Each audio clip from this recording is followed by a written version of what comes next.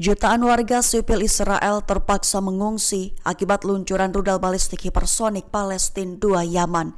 Dilaporkan bahwa rudal dari Yaman itu memicu status siaga di Israel sekaligus membunyikan sirine di 139 lokasi. Mengutip Al-Mayadin pada 4 Juni, hal ini dilaporkan oleh media Israel Channel 12 pada Selasa 3 Juni 2025 malam. Dilaporkan bahwa sirine berbunyi di sebagian besar wilayah musuh, termasuk wilayah Tel Aviv Raya. Insiden tersebut memicu status siaga dan menyebabkan penutupan sementara Bandara Ben Gurion. Menurutnya, lebih dari 139 lokasi terpengaruh oleh sirine yang memicu kepanikan luas, serta harus diberlakukan penghentian operasi bandara karena wilayah udara ditutup sementara. Diklaim bahwa ini menandai peluncuran roket kedua dari Yaman menuju wilayah musuh dalam waktu kurang dari 24 jam. Sebagai informasi akhir, Angkatan Bersenjata Yaman mengaku bertanggung jawab, menyatakan bahwa operasinya berhasil mencapai sasaran, menyebabkan kepanikan massal saat jutaan pemukim mengungsi ke tempat perlindungan.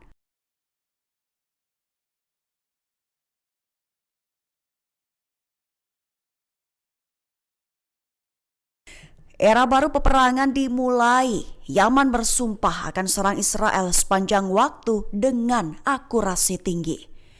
Mengutip Al-Mayadin pada 4 Juni, hal ini diumumkan oleh Menteri Pertahanan dan Produksi Militer Yaman, Mayor Jenderal Muhammad Nasser Al-Atifi dalam pernyataannya.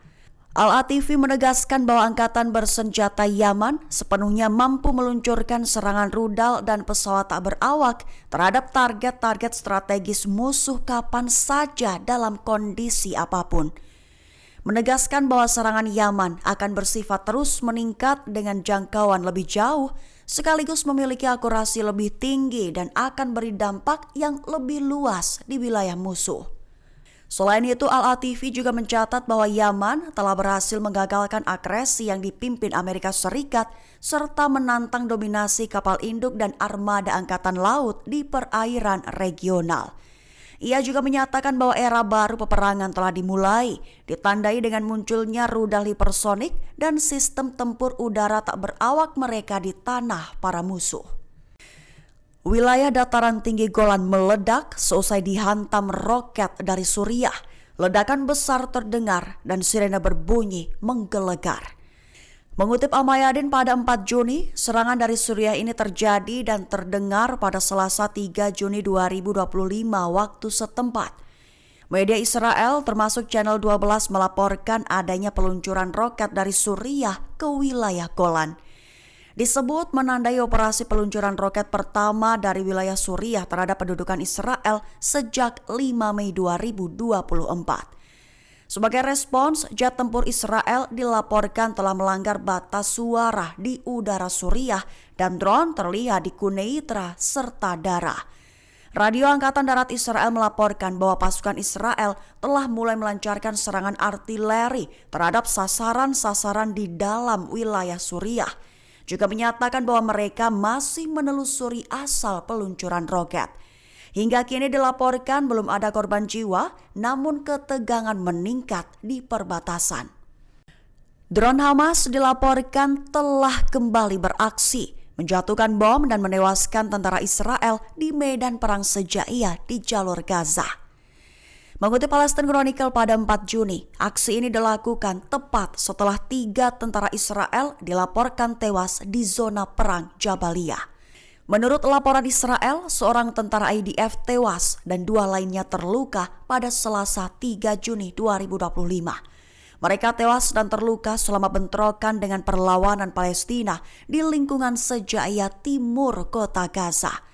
Dilaporkan bahwa pesawat tak berawak milik Brigade Al-Qassam sayap militer Hamas menjatuhkan bom terhadap tentara IDF di tengah bentrokan sengit yang sedang berlangsung. Hamas mengindikasikan bahwa helikopter militer Israel mendarat di rumah sakit Ishilov di Tel Aviv dan rumah sakit Soroka di Beersheba. Mencatat bahwa Angkatan Udara Israel menyediakan perlindungan udara bagi tentaranya di wilayah Sejaiyah. Israel mengumumkan incar 4 kepala pemimpin Hamas lainnya hingga petinggi di Lebanon seperti Osama Hamdan dan Sami Abu Zuhri. Mengutip Tribun News pada 4 Juni, hal ini diumumkan oleh Menteri Pertahanan Israel Yisrael Katz dalam unggahannya di X pada 1 Juni 2025. Perlu diketahui Israel telah menumbangkan Ismail Haniyeh, Yahya Sinwar, Mohammed Deif, dan Mohammed Sinwar. Terkini, Katz bahkan mengumumkan telah kembali mengincar 4 sosok lainnya. Keempatnya adalah Panglima Militer Hamas, Is al-Din al-Hada di Gaza, dan pemimpin politik Hamas, Khalil al-Hayya, yang saat ini diklaim berada di luar negeri. Sumber keamanan Israel juga mengungkap daftar yang ditargetkan mencakup nama-nama lain seperti Osama Hamdan dan Sami Abu Zuhri. Sebagai informasi tambahan saja, Is al-Din al-Hada dijuluki hantu Brigade Al-Qassam. Dirinya telah berkali-kali selamat dalam upaya pembunuhan. Perdana Menteri Israel Benjamin Netanyahu berjanji melanjutkan perang walaupun telah mengalami banyak kerugian, menekankan bahwa perang akan terus berlanjut hingga misi Israel tercapai. Mengutip KBRI pada 4 Juni, hal ini diungkap Netanyahu dalam pernyataannya yang diunggah di X pada 3 Juni 2025. Menegaskan akan melanjutkan perang sampai semua tujuan tercapai, di antaranya mengalahkan Hamas, membebaskan semua tahanan Israel, dan memastikan bahwa Gaza tidak lagi menjadi ancaman bagi Israel. Netanyahu mengatakan bahwa harga yang dibayar Israel dalam perang Gaza memang berat, tetapi itu diklaimnya perlu. Ia menambahkan bahwa pasukannya akan terus maju dengan langkah-langkah terukur, juga berusaha meminimalkan kerugian di pihaknya semaksimal mungkin. Namun juga menggarisbawahi bahwa tidak ada perang tanpa harga. Militer Israel mengakui bahwa pihaknya telah bersiaga dengan mempersiapkan berbagai skenario untuk menghadapi kapal koalisi armada kebebasan Medlin. Mengutip New Arab pada 4 Juni, hal ini diumumkan oleh Radio Angkatan Darat Israel dalam pengumumannya beberapa waktu ini. Awalnya militer Israel menegaskan kembali niatnya untuk menegakkan blokade. Itu yang menimbulkan kekhawatiran akan kemungkinan konfrontasi di perairan internasional.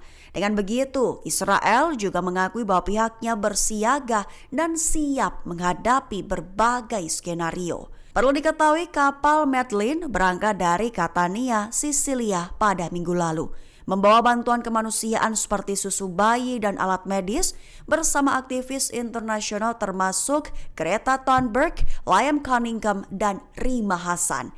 Misi ini diketahui bertujuan menantang blokade Israel atas Gaza yang membuat jutaan warga terisolasi dari kebutuhan dasar. Download Tribun X sekarang, menghadirkan lokal menjadi Indonesia.